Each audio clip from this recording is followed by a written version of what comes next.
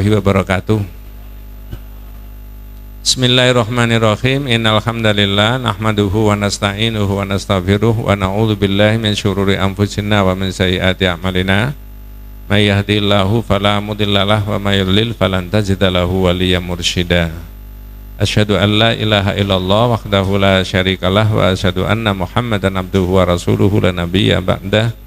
Allahumma sholli ala Muhammad wa ala ali Muhammad kama shallaita ala Ibrahim wa ala ali Ibrahim wa barik ala Muhammad wa ala ali Muhammad kama barakta ala Ibrahim wa ala ali Ibrahim fil alamin innaka Hamidum Majid. Amma ba'du. Ma'asyiral muslimin rahimani wa rahimakumullah, usikum wa nafsiya bi taqwallahi faqad faza man ittaqa. Ibu-ibu, bapak-bapak, para jamaah rahimakumullah. Sekarang kita mulai di bab yang pertama, judulnya Kitabut Tauhid. Kitab Tauhid. Menurut saya yang disampaikan berbagai dalil di sini itu adalah beberapa ayat Al-Quran dan hadis. Berarti dilalatut tauhid, dalil-dalilnya tauhid. Orang diajak dan diarahkan untuk semata-mata mengesahkan Allah saja. Di kitab ini bagian yang pertama, bab yang pertama, kedua, ketiga, keempat sampai kelima itu masih semacam pengantar untuk masuk pada tafsir atau makna dari kitab tauhid itu. Bab yang keenam, ketujuh dan seterusnya itu. Contoh, bab yang pertama ini adalah Kitabut Tauhid. Bab yang kedua itu Fadlu Tauhid wa ma yukaffiru minadz-dzunub. Fadilahnya, keistimewaannya syahadat dan dosa yang bisa diampuni. Di dalam kitab Firqatun Najiyah juga ditulis, diulangi, tapi uraiannya lebih luas ini. Bab yang ketiga dalam kitab ini, man haqqaqat tauhid dakhalal jannata bighairi hisabin wala adzabin. Orang yang mengamalkan tauhid semurni-murninya pasti masuk surga tanpa dihisab dan tanpa disiksa. Bab yang keempat, al khaufu minasyirki. Bab yang kelima, ad-du'a ila syahadati alla ilaha illallah. Baru nanti yang keenam itu tafsirnya tauhid. Sekarang kita membahas dilalah saja, dalil-dalilnya. Panjenengan sudah tahu dan sudah paham. Pertama adalah yang dipakai surat Az-Zariyat 56 tentang manusia dan jin. Tepatnya ayat itu, wa ma khalaqtul jinna wal insa illa liya'budun. Kalau jin dan manusia itu diciptakan Allah untuk menyembah Allah satu-satunya, maka, nah ini tauhidnya, tidak bolehlah manusia itu menyembah kepada jin. Karena ini adalah, kita ini manusia, maka yang dibahas posisi kita, bukan bahas jin. Pertanyaannya begini, bagaimana caranya orang bisa disebut menyembah jin? Di Quran ada keterangan itu, surat Al-An'am juga ada, nanti kita bahas di bab 14 atau 13. Surat Saba juga ada, potongan dari ayat itu, balkanu ya'budunal jinna, bahkan manusia itulah yang menyembah jin. Sekarang pertanyaannya, bagaimana caranya manusia itu disebut menyembah jin? Memberi sesaji supaya jinnya itu tidak marah, dipermisi karena daerah itu mau dibangun karena dianggap di situ basisnya jin, diberi tanda-tanda kalau kita itu mau lewat supaya jinnya tidak mengganggu. Itu termasuk bagian dari isti'adzah, dan isti'adzah itu adalah bagian daripada ibadah. Ada istighfar, istisqa, istikharah, isti'adzah, istighotsah. Semua ada di sini.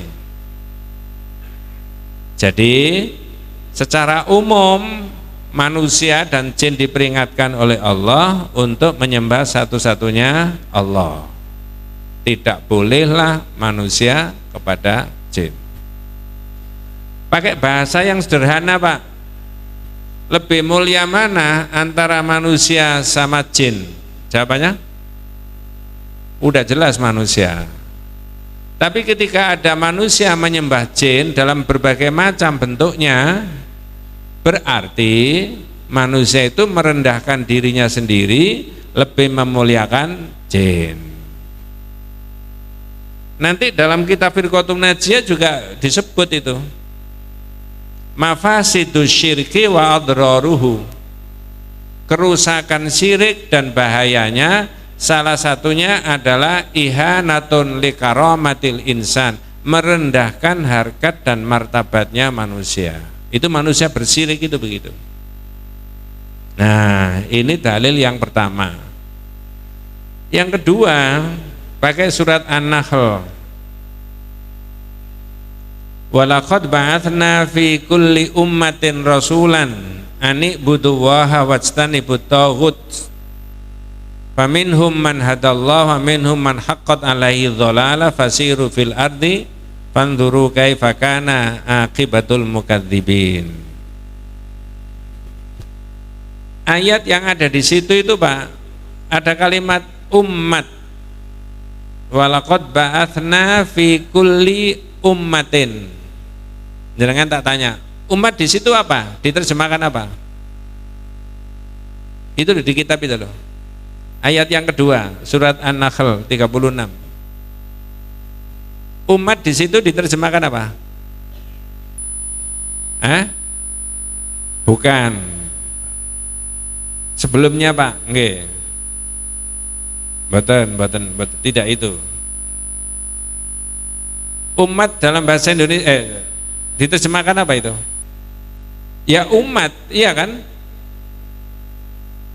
Dan sungguh kami mengutus tiap-tiap rasul, ya kan begitu.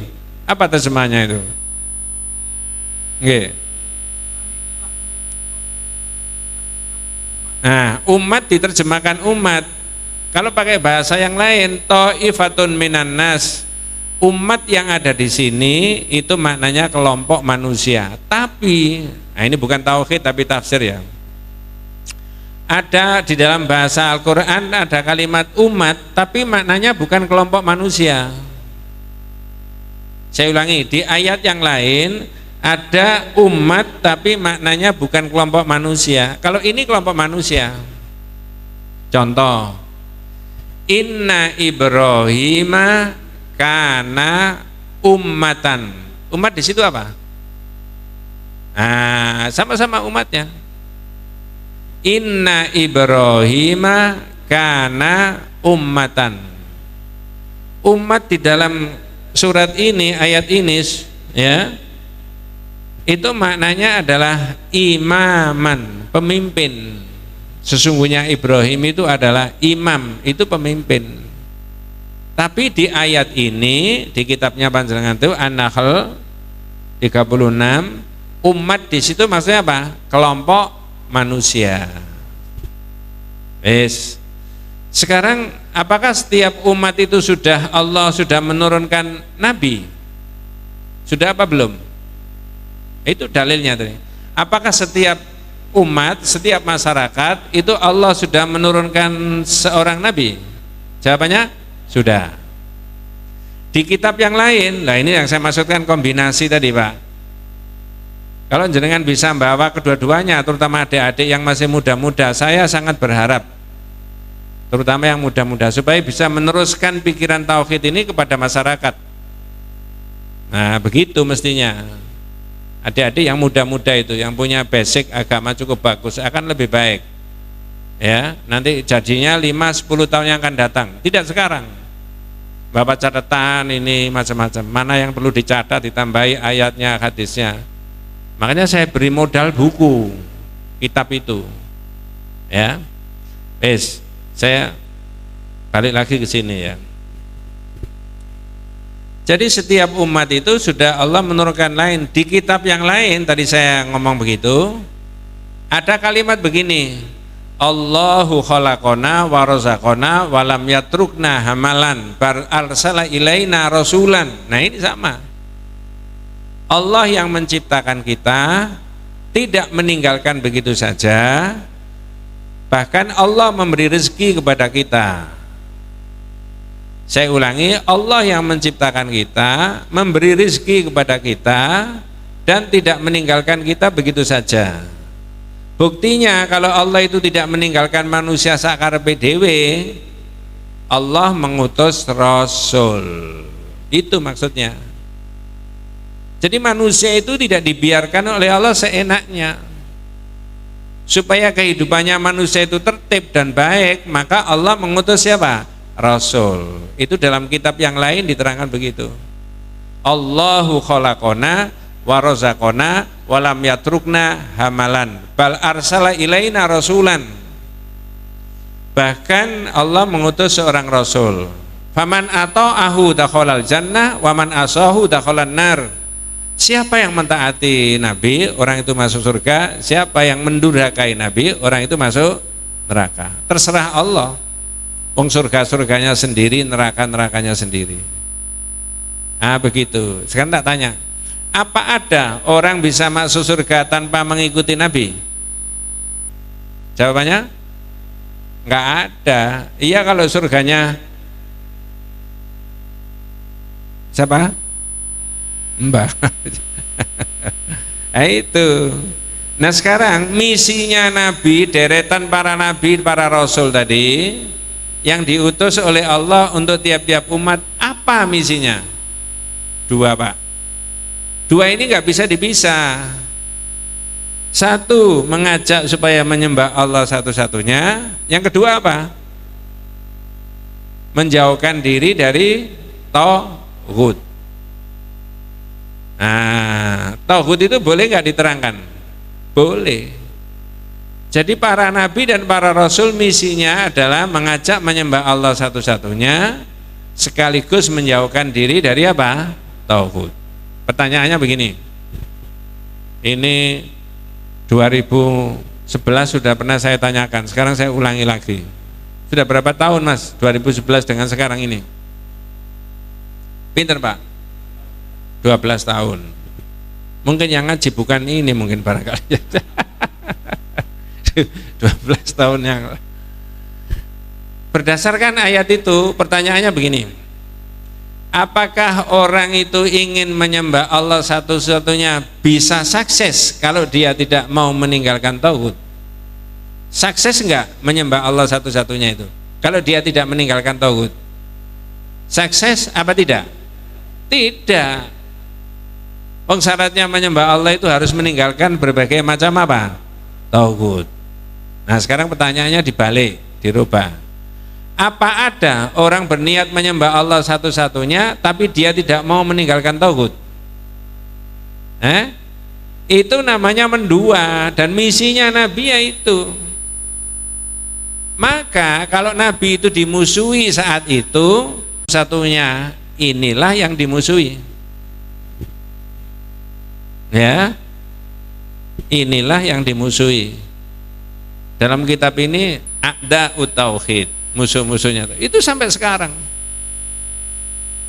Nah begitu. Jadi dua ayat yang ditampilkan tadi menjelaskan bahwa menyembah Allah satu-satunya itu bagian yang terpenting, dan orang tidak akan sukses menyembah Allah satu-satunya kalau dia tidak mau meninggalkan apa?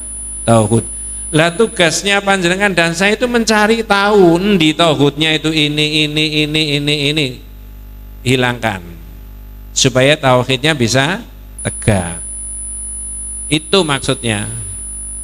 Nah begitu. Kemudian ayat berikutnya agak panjang, tapi saya ambil bagian awal. Wa qadha rabbuka alla ta'budu illa iyyahu wa bil walidaini ihsana. Dan Rabbmu, Tuhanmu telah memutuskan agar kamu tidak menyembah siapa-siapa kecuali kepada Allah, illa iyyahu. Tiga ayat yang ditampilkan, yang satunya Al-Isra cukup panjang, itu membawa misi yang sama, redaksinya beda-beda. Kalau yang pertama tadi redaksinya, aku tidak menciptakan jin dan manusia kecuali untuk menyembah Allah. Yang kedua redaksinya, dan kami telah mengutus pada tiap-tiap umat seorang rasul untuk menyerukan sembahlah Allah satu-satunya dan jauhi apa? Tauhid. Itu kan maknanya sama pesannya, yang beda redaksinya. Yang ketiga surat Al-Isra ayat 23, panjang tapi saya ambil bagian awal. Tuhanmu telah memutuskan agar kamu tidak menyembah siapa-siapa kecuali kepada Allah dan berbuat baik kepada orang tua. Sama dengan ini tadi. Saya lanjut. Berikutnya adalah pakai pakai fi'il amar, perintah. Wa'budu waha wala tusyriku bihi syai'an. Jadi ada perintah, ada larangan, digandeng. Itu berarti pesan sangat kuat. Sembahlah Allah satu-satunya dan jangan berbuat apa? Syirik. Adik-adik yang ngerti bahasa Arab, wa'budu waha wala tusyriku bi syai'an. Kalimat syai'an itu ada alif lamnya apa enggak di situ? Jangan bisa Pak, mestinya itu. Ada alif lamnya enggak? Syai'an itu. Ada Mas? Ada apa tidak ada? Tidak ada. Bener tidak ada. Bukan asyai'a tapi syai'an. Betul ya? Nah, sekarang tak tanya. Kalau kalimat yang tidak ada alif lamnya, ya, itu nakira apa ma'rifat? Bingung teman. Kalau bingung saya nggak tak teruskan. Ini nggak ada alif lamnya berarti apa? Nakiro. Bahasa Arab Pak, mohon maaf ya. Maksudnya apa? Umum apa saja. Jadi kalau saya ngomong masjidan, masjidun, nggak pakai alif lam, itu nakiro. Maksudnya apa? Ya pokoknya semuanya masjid, duduk masjid iki. Tapi begitu di sini saya ngomong al masjidu, yakni masjid ini, hadal masjid, masjid ini. Bedanya ada alnya saja. Ini bahasa. Wes, daripada bertele-tele, kalimat syai'an itu tidak ada alif lamnya, berarti nakiro, maknanya umum. Mana? Berarti Allah itu bisa disekutukan oleh manusia dengan apa?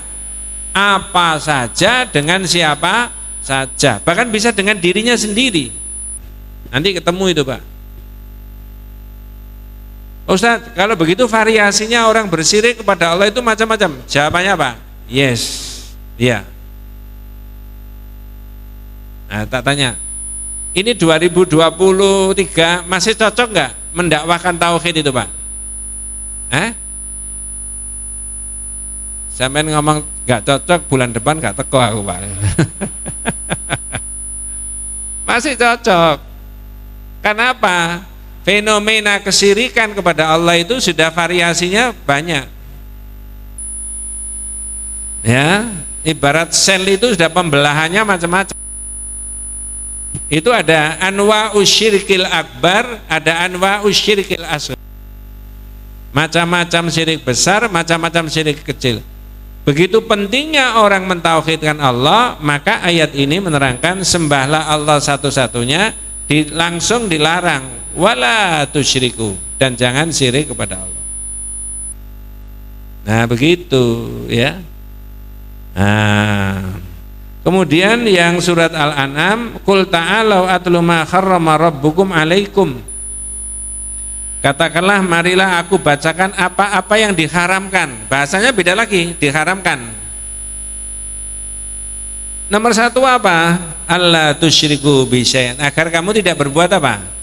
Syirik. Jadi macam-macam bahasa, 5 ayat yang ditampilkan, bahasanya beda-beda, tapi pesan moralnya sama, mengajak manusia untuk menyembah Allah satu-satunya. Coba tak cek jenengan, bukan tak tes tapi tak cek. Ayo Pak, lebih dahulu mana di dunia ini adanya tauhid ataukah adanya syirik? Mana yang lebih dahulu ada? A apa B? 1 apa 2? Tauhid apa syirik? Satu apa dua? Satu. Adanya syirik itu berikutnya Pak. Maksudnya apa Pak Ustaz? Maksudnya ketika ada satu-satunya manusia di dunia, Adam, Allah itu hanya merintahkan nyembah Allah satu. Terus nabi-nabi berikutnya menurut para ahli tafsir, adanya krusial menyembah selain daripada Allah zaman Nabi siapa? Nuh alaihissalam. Lah berapa ribu tahun itu. Maka sejak itulah maka Nuh itu adalah Rasul yang pertama untuk membebaskan manusia dari belenggu kesyirikan. Cikal bakalnya apa Pak kalau sampai ada kesyirikan? Nanti ketemu di bab 19. Inna sababa kufri bani Adam wa tarkihim lidinihim huwal ghuluwu fis sholihin. Sebab kekafiran anak Adam dan mereka meninggalkan agamanya karena faktor hulu, berlebih-lebihan sikapnya kepada orang yang dianggap apa? Soleh. Makanya saya rada serius, ya bukan rada serius temenan ya. Terutama adik-adik yang muda-muda, tolong dipelajari kitab ini. Bukan karena saya, tapi dipelajari secara seksama, dicatat ABCD-nya, nanti untuk antum semuanya jadinya nanti 10-15 tahun yang akan datang. Silakan diterangkan kepada umat dan masyarakat. Ya, betapa pentingnya itu. Ya. Sebelum dilanjut, wah ini tidak nututi waktunya ya. Terakhir bahas hadis Pak. Tapi saya ambil maknanya saja. Ya. Maknanya ini ada sahabat namanya Mu'ad bin Jabal. Bersama Rasulullah bareng-bareng naik himar. Siapa tadi namanya Pak? Di tengah jalan ditanya sama Nabi, ya Mu'ad, atadri ma haqqullah 'alal ibad wa ma haqqul ibadi 'ala Allah? Mu'ad, kamu tahu tak apa haknya Allah yang wajib dipenuhi oleh manusia? Kalau haknya Allah, kewajibannya manusia. Terus dibalik, dan apa haknya manusia yang merupakan kewajibannya Allah? Ini kan hak dan kewajiban. Ada haqqullah 'alal ibad, ada haqqul ibadi 'ala Allah. Haknya Allah berarti kewajibannya manusia, haknya manusia kewajibannya Allah. Makanya hadis ini diletakkan di bab pertama sebagai pintu masuk pemikiran tauhid. Ya. Jawabannya sahabat Mu'ad apa? Ini penting juga. Jawabannya apa? Allahu wa rasuluhu a'lam. Allah dan Rasulnya yang lebih tahu. Mengapa kok jawab begitu? Nah, saya langsung aja saya berikan. Ini sahabat setiap hari bersama Rasulullah, ketika dipancing oleh Nabi ditanya mengenai agama, dikembalikan ke Nabi. Allahu wa rasuluhu a'lam. Allah dan Rasulnya yang lebih tahu. Maksudnya apa? Sahabat saja yang setiap hari bersama Rasulullah, ketika dipancing oleh Nabi tentang urusan agama, dikembalikan ke Nabi. Maksudnya orang yang hidup setelah Nabi termasuk sekarang, kalau itu urusan agama, kembalikan pada dalil. Ngerti maksudnya Pak? Rotok mikir tapi enteng-entengan. Maka dalam kitab yang lain, salah satu usul itu diterangkan apa? Orang itu kalau bisa jenengan apalkan, ma'rifatullah, ma'rifatun nabiyhi wa ma'rifatu dinil Islam bil adillah. Orang Islam itu wajib mengetahui tentang Allah, mengetahui tentang Nabi, mengetahui tentang agama, mengetahui itu semuanya pakai dalil. Nah ini. Sehingga di Muhammadiyah Majelis Tarjih enggak berani memberikan rekomendasi putusan kalau itu akidah dan ibadah kalau tidak ada dalil. Sahabat aja enggak berani.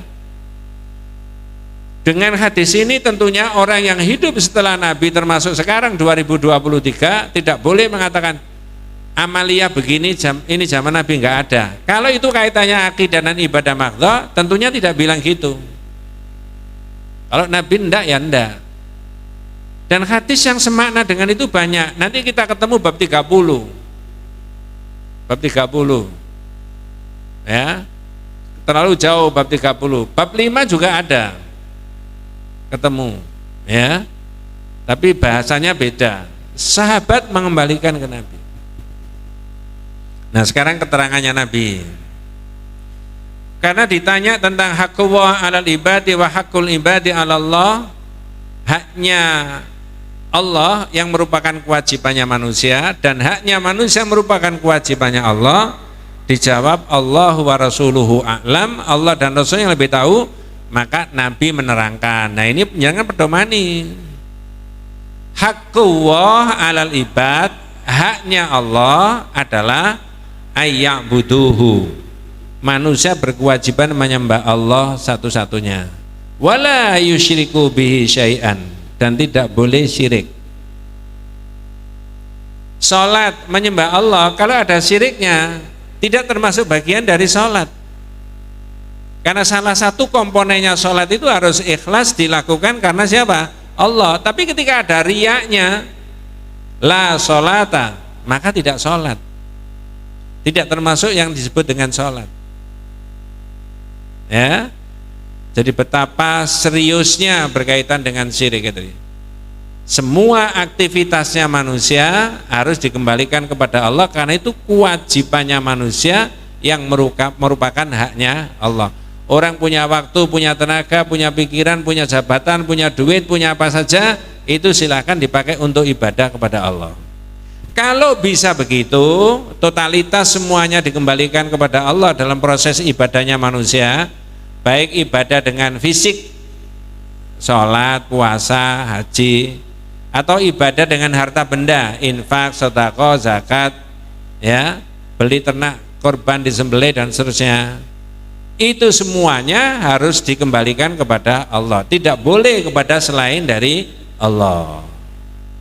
Nah, coba kalau ini saja dipedomani, nggak ada harta bendanya umat Islam itu yang tidak bernilai ibadah. Ya, nggak ada. Baik yang makhdho, yang khusus maupun yang ghairu makhdho. Sekarang dibalik. Kalau tadi haknya siapa, Pak? Halo? Kewajibannya? Wong saya sudah nuding gini kok. Berarti haknya Allah kan? Kewajibannya? Sekarang dibalik. Lalu haknya manusia itu apa? Yang merupakan kewajibannya Allah. Yang menerangkan Nabi. Wa haqqul ibadi 'alallah, haknya manusia yang merupakan kewajibannya Allah. Kalau saya sebut kewajibannya Allah, yang mewajibkan Allah itu siapa? Kalau yang mewajibkan manusia siapa? Allah. Yang mewajibkan Allah? Allah sendiri. Dengan bahasa yang lain, bahasa sederhana, hai manusia, kalau kamu bisa mengembalikan hak saya kepada saya untuk diibadahi segala-galanya, kamu tidak usah khawatir, hakmu akan saya beri. Apa itu?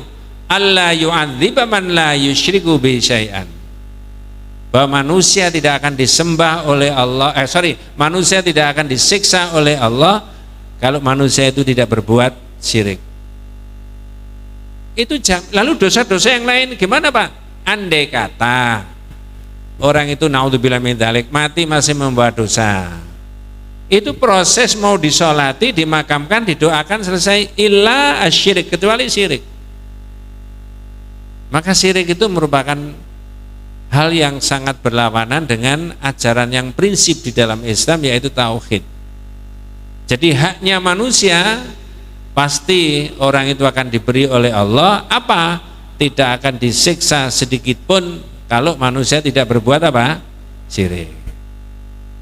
Ada jaminan masuk surga enggak? Pasti. Bahkan ada yang maratibul a'la, tingkatan paling tinggi masuk surga. Apa? Bi ghairi hisabin wala adzabin, tanpa disiksa, tanpa dihisab. Jenengan pilih yang mana? Paling rendah masuk surga disiksa dulu, yang kedua masuk surga dihisab dulu, dihitung dulu, ya. Paling tinggi masuk surga tanpa dihisab. Pilih yang mana? mesti milih yang paling tinggi. Kesusu apa enggak? Kesusu. Kembalikan aja kepada Allah. Jadi Islam itu dasarnya, makanya di dalam kitab yang lain Firqatun Najiyah, tauhid inilah yang merupakan marhalatul ula. Marhalatul ula, periodisasi yang pertama di dalam dakwahnya Nabi, yaitu dakwah tauhid itu. Ya. Jadi kalau orang mau sukses jadi pemimpin, itu dimulai dengan menguatkan aqidatut tauhid.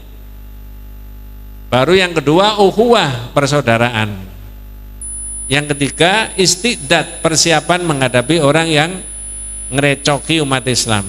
Kalau ukhuwahnya kuat umat Islam seperti zaman Nabi, hitung-hitung enggak orang yang mau ngerecoki umat Islam? Dihitung. Enggak berani, karena persatuannya kuat.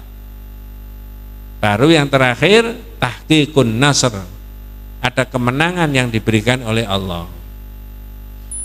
Jadi insya Allah kalau jenengan menguasai kitab ini, mudah-mudahan dikuatkan sama Allah, ikut ngaji, ikut nulis, terutama adik-adik yang muda-muda, itu luar biasa maknanya. Semuanya bil adillah, pakai dalil, ya, bukan semata-mata karangan orang.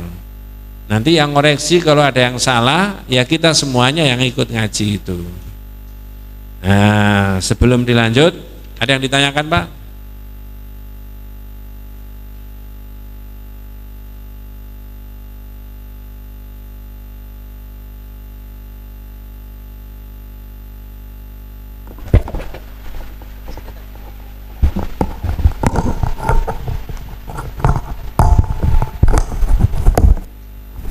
Pak, permisi, saya mau nanya sesuatu. Ini apa namanya? Saya barusan ngelihat dakwah di internet, Pak. Gak ada, sebenarnya kurang berhubungan dengan tema, Pak. Tapi gini, dakwah ini, saya baca dakwah ada 4 malaikat ketika kita sakit. Nah, malaikat pertama mengambil selera makan orang yang sakit itu. Kedua, rezekinya. Ketiga, kecantikan atau ketampanannya. Keempat, malaikat keempat ini mengambil dosanya. Ini ada dalilnya apa enggak, Pak? Apa kayak ya? Gimana? Gak jelas.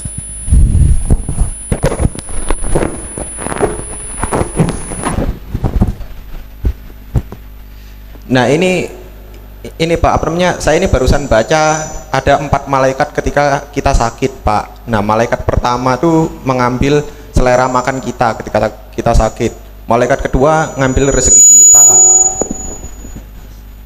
Malaikat ketiga, Pak, ngambil kecantikan atau ketampanan wajah kita, Pak. Terus malaikat keempat ngambil dosa kita. Nah, itu ada dalilnya apa enggak, Pak?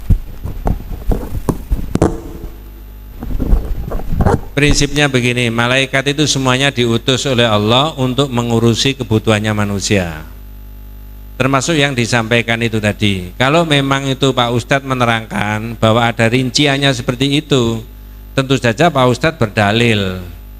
Nah, dalil itu bisa diambil dari Quran atau mungkin dari hadis, karena itu sudah menyangkut masalah keyakinan, akidah.